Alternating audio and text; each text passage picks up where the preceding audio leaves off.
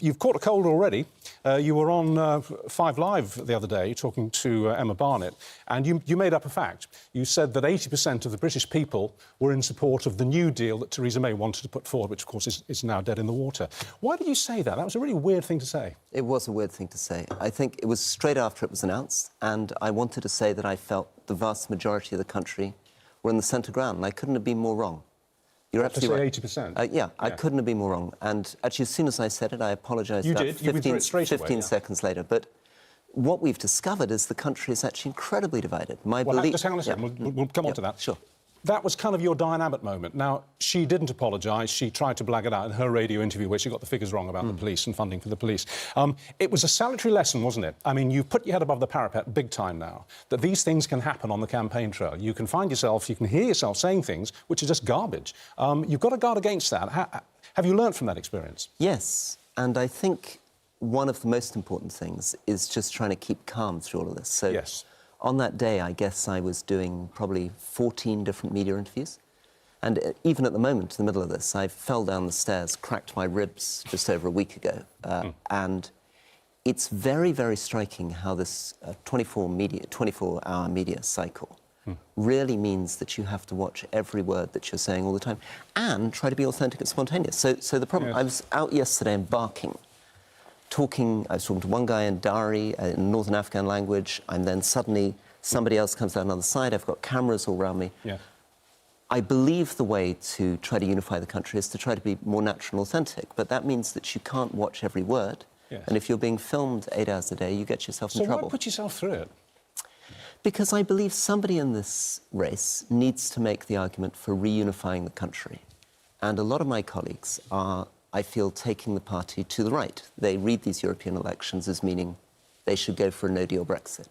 I think a no-deal Brexit would divide the party, divide the country, and ultimately the only way through the Brexit, anti-Brexit division is to bring people together. We're going to have to compromise. Well, that was one of the first things you said when you said you were standing for the leadership. You said that under your leadership, you would unite the Conservative Party. And then almost in the same breath, you said that if Boris Johnson wins, which looks obviously far more likely than you winning, and you'd accept that at this stage, you wouldn't serve under him. Well, that's not uniting the party. That's straight away you're putting a division in. You're saying, well, there's one guy I'm not going to work for. That's not uniting. That's not pulling together.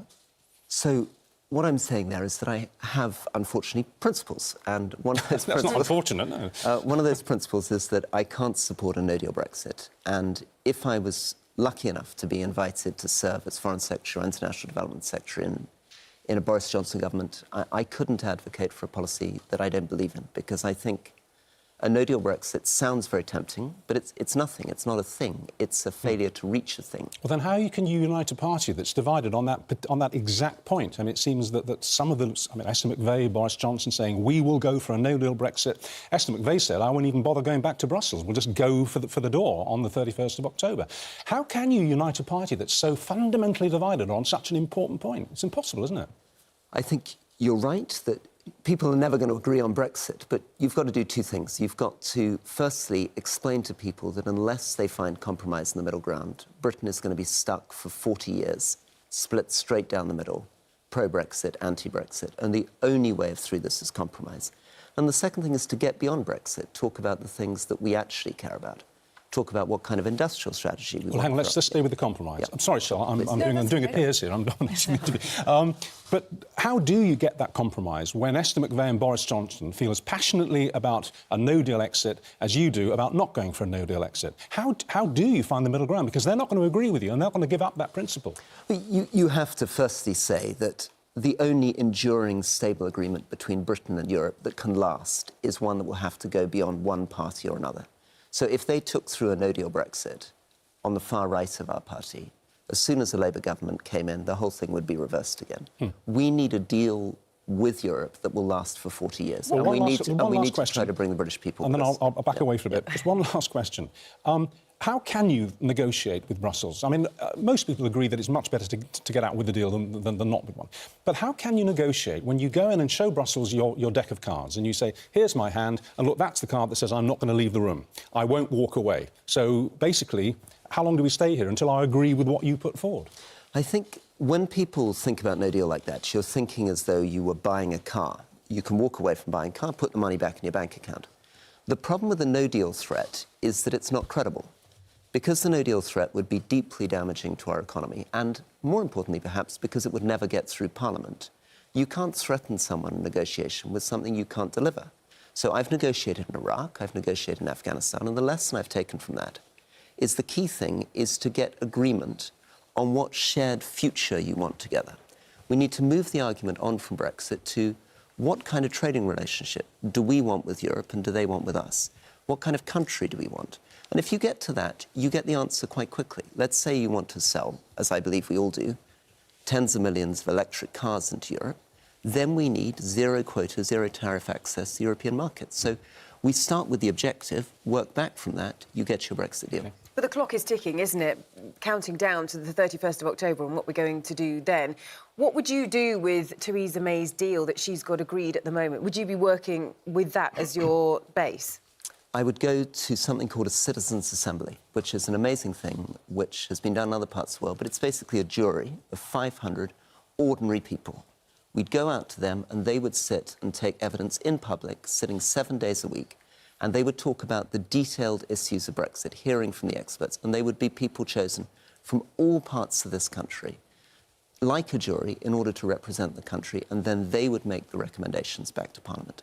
And the reason why this will work, and it worked in Ireland, it solved the abortion debate in Ireland, is that when you have a real black and white standoff on an issue like Brexit or abortion, where nobody's compromising and nobody's agreeing, you have to get out of Parliament, back to the people, and give people who aren't members of political parties a chance to step back, But could you not just have a second referendum, though? That's what other people are saying is the answer, to take it back to the people to help decide on a vote. No, because doing a second referendum in that way is just a black and white choice. The point about the Citizens' Assembly is that you get into the issues. The problem with the last referendum is you can't tell from the fact that 48% of people voted Remain and 52% voted Brexit exactly what they mean in terms of a trade deal. The Citizens' Assembly allows you to get into the details of that in public and then come back with recommendations to Parliament. I think it's miraculous, and I know it's a new idea in this country, but look at how well it worked in Ireland, and I think it can work here too. The thing is, are you taking on board, you know, how difficult a process this is going to be? Because you've talked about the fact that, you know, you think if you could just lock up MPs and they would come to an agreement and it can be sorted out easily. Whereas a lot of people are saying, do you know what, we've 3 years down the line now, aren't we? And we still haven't reached agreements on this because MPs are so massively divided on the way forward. There are no magic bullets to this. I believe very strongly that we should honour the result of the referendum, so we need to leave Europe, and we need to leave in a sensible, moderate way. It's also true that we live in a parliamentary democracy, so in the end, in our constitution, Parliament has to decide. But the way to unlock Parliament is to do the Citizens' Assembly in public, come with the recommendations back to Parliament, and then we drive it through. And I believe we can drive it through. Do you, John? No, I was going to say, it's a crowded field, isn't there? There are 10 of you now going to be hoping to be the leader of the Conservative Party. One of the ideas is to have live television debates. Is that something that you'd embrace to help decide who it should be? I'd love to do that. I think this is about ideas. I'd love to debate Boris. Mano a mano.